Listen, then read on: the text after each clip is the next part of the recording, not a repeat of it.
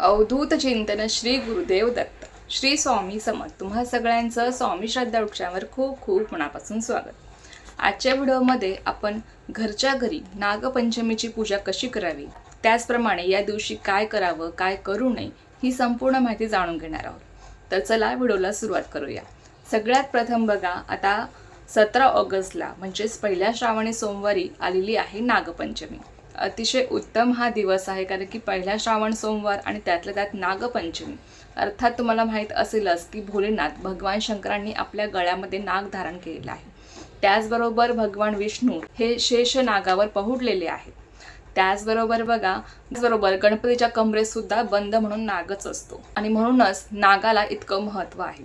आता बघा, नागपंचमी हा सण आपल्याला का साजरा करायचा असतो? बघा, नागपंचमी हा सण एक पौराणिक कथेनुसार, तुम्हाला सगळ्यांना ही कथा माहीत असेलच की यमुनेच्या डोहामध्ये महाविषारी कालिया नाग होता आणि त्याच्या अगदी फुतकाराने सुद्धा सगळं काही भस्मसात होत होतं. तर अशा वेळेस भगवान श्रीकृष्णांनी हरवलं होतं आणि अर्थातच तिथल्या प्रजेचं रक्षण केलं होतं. आणि तो दिवस होता तो म्हणजे शुद्ध पंचमीचा, आणि म्हणूनच त्या दिवसापासून नागपंचमी हा सण साजरा केला जातो. आता बघा, नागपंचमी हा सण नागांप्रती कृतज्ञता व्यक्त करण्यासाठी हा दिवस असतो. कारण की बघा, शेतकऱ्यांसाठी सुद्धा नाग हा अतिशय जवळचा एक त्यांचा मित्र असतो. कारण की नाग हा त्यांच्या पिकांचं नुकसान होऊ देत नाही. त्यांच्या पिकांचं ज्या कीटकांपासून रक्षण होतं ना, ते कीटक तो नाग खात असतो आणि त्यामुळे अर्थातच शेतकऱ्यांचं जे काही पीक आहे ते चांगल्या प्रकारे येत असतं आणि म्हणूनच तो शेतकऱ्यांचाही मित्र मानला जातो. नागाला रानावनात राहायला आवडते, त्याचप्रमाणे त्यांना सात्विकता आवडते. आणि जेव्हा आपण नागपंचमीच्या दिवशी नागांची पूजा करतो, त्यांची सेवा करतो, तेव्हा आपल्या कुंडलिकेमध्ये जरी काळसर्प दोष जरी असला, आणि बऱ्याच जणांच्या कुंडलिकेमध्ये काळसर्प हा दोष असतो, तर तो दोष आपला दूर होतो. त्याचप्रमाणे राहू दोष सुद्धा आपला दूर होत असतो. तर नक्कीच आपल्याला नागपंचमी दिवशी आपल्या यथाशक्तीनुसार आपल्याला नागाची सेवा करायची असते. नागपंचमीची आपल्याला पूजा करायची असते. आपल्याला पूजा कशी करायची आहे ते तुम्हाला मी थोडक्यात सांगते. सगळ्यात प्रथम आपल्याला, तुम्ही पाटावर एकतर रांगोळी काढू शकता किंवा बघा तुम्ही तांदळाने सुद्धा नाग काढू शकता. त्याचप्रमाणे बघा, तुम्ही आपला फोटो येतो नाग नरसोबाचा फोटो, तो सुद्धा तुम्ही आणून तो लावू शकता भिंतीला. हा श्रावण महिना संपूर्ण महिनाभर आपल्याला हा फोटो भिंतीला लावायचा असतो आणि त्याला तुम्हाला आघाड्याची माळ, त्याचप्रमाणे तुम्हाला दुर्वांची माळ व्हायची असते. तो फोटो तुम्हाला स्क्रीनवर फ्लॅश होत असेलच, तर हा फोटो बघा, बरेच जण काय करतात ना, श्रावण महिन्यातल्या शुक्रवारी हा फोटो आणतात, म्हणजे पहिल्या शुक्रवारी आणतात आणि तो लावत असतात. कारण की आपल्याला दर शुक्रवारी ज्योतीची पूजा करायची असते आपल्या मुलांच्या क्षणासाठी. आता बऱ्याच ठिकाणी ही पद्धत आहे, ती शुक्रवारी हा फोटो आणतात आणि लावतात.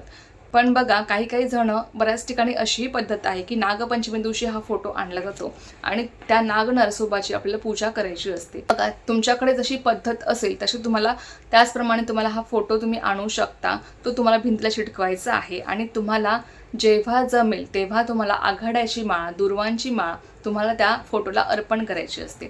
आता अर्थातच नागपंचमी दिवशी सुद्धा तुम्हाला ही आघाड्याची माळ, दुर्वांची माळ तुम्हाला त्या फोटोला अर्पण करायची आहे.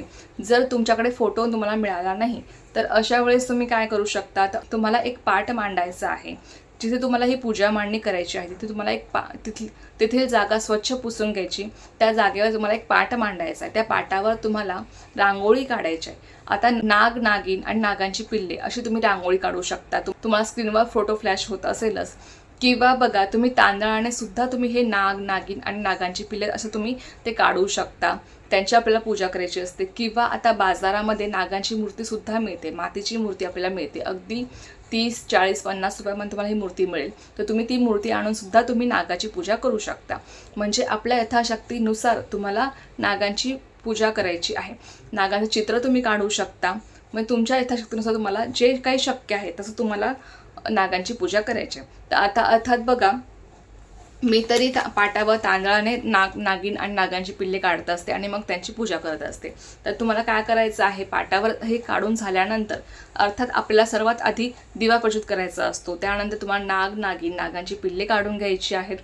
त्यानंतर तुम्हाला त्या नाग, नागिन आणि त्यांच्या पिल्लांना तुम्हाला हळद, कुंकू, अक्षता अर्पण करायचे आहेत. धूपदीप ओवाळायचा आहे आणि ही सगळी पूजा करताना तुम्हाला एक मंत्र म्हणायचा आहे. तो मंत्र असा आहे: अनंतादी नागेभ्यो नमः, असा हा मंत्र आहे। या मंत्रास तुम्हाला ही संपूर्ण पूजा होईपर्यंत तुम्हाला जप करायचा आहे। त्याचप्रमाणे तुम्ही त्यांना पांढरी फुले अर्पण करू शकता। त्याचप्रमाणे तुम्ही त्या नागाला बेलपत्र सुद्धा अर्पण करू शकता। त्याचबरोबर बघा, ते बेलपत्र अर्पण करताना तुम्हाला ओम नमः शिवाय या मंत्रास तुम्हाला जप करायचा आहे। तुम्हाला जमली तर 108 बेलपत्र तुम्ही त्या नागाला अर्पण करू शकता। नसेल तुमच्याकडे 108 बेलपत्र तर तुम्ही अशा वेळेस एक बेलपत्र किंवा जेवढे तुम्हाला बेलपत्र अर्पण करणं शक्य होतील तेवढे बेलपत्र तुम्ही अर्पण करू शकता। ते बेलपत्र अर्पण करताना तुम्हाला ओम नमः शिवाय, ओम नमः शिवाय या मंत्रास तुम्हाला जप करायचा आहे। किंवा तुम्ही अनंतादि नागेभ्यो नमः या मंत्रासुद्धा तुम्ही जप करू शकता।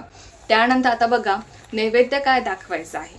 आता अर्थात नैवेद्य नागाला आपल्याला या दिवशी दूध आणि लाह्याचा नैवेद्य दाखवायचा असतो।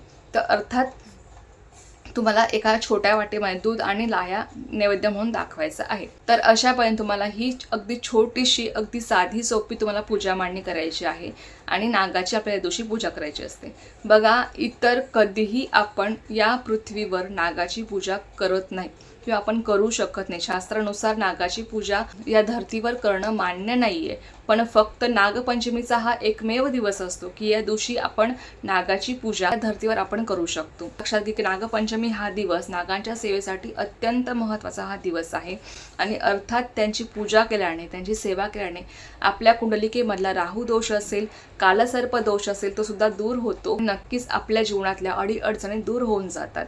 अर्थातच नागांपासून आपलं रक्षण होण्यासाठी किंवा नागांचं आपल्याकडनं रक्षण होण्यासाठी हा दिवस किंवा ही पूजा अत्यंत महत्त्वाची मानली गेली आहे। तर या दिवशी तुम्हाला काय करायचं नाहीये, तर सगळ्यात प्रथम तुम्हाला या दिवशी काहीही तुम्हाला चिरायचं नाहीये। बऱ्याच ठिकाणी बऱ्याच वेगवेगळ्या पद्धती आहेत। तर गाव बदललं की पद्धत बदलत असते।